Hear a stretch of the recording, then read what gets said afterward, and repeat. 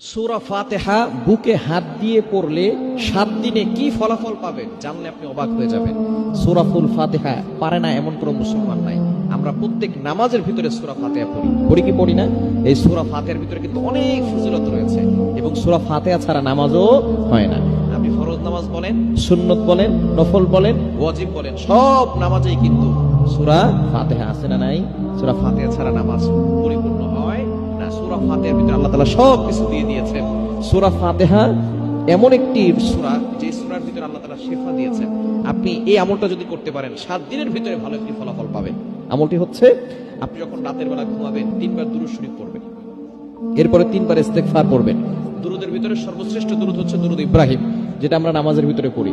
আল্লাহুম্মা সাল্লি আলা মুহাম্মাদ ওয়া আলা আলি মুহাম্মাদ কামা সাল্লাইতা আলা ইব্রাহিম ওয়া আলা আলি ইব্রাহিম ইন্নাকা হামিদুম মাজিদ।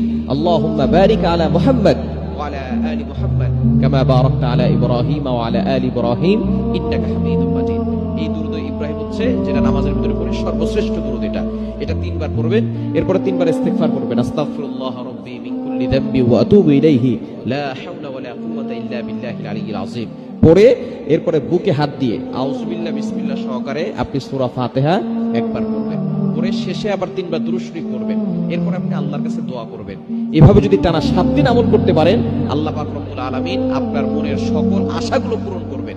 আপনি এভাবে আমল করে আল্লাহর কাছে দোয়া করবেন। এরপরে আপনি যত রোগ আছে সমস্ত রোগ থেকে আল্লাহ পাক রব্বুল আলামিন আপনাকে শিফা দান করবেন।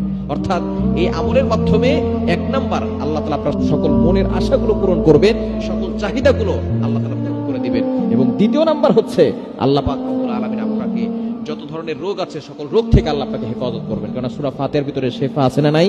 আপনি একইটার সাথে আমল করেন, বিশ্বাস করে, বিশ্বাস অন্তরে রেখে আল্লাহর প্রতি বিশ্বাস রেখে আমল করেন, অবশ্যই ভালো ফলাফল পাবেন। সুতরাং এই সূরা ফাতিহার আমলটা রাতের বেলা ঘুমানোর আগে 7 দিন করেন, দেখবেন ভালো একটা ফলাফল আসবে। আল্লাহ তাআলা আমাদের সকলকে এই সূরা ফাতিহার আমল করার তৌফিক দান করেন।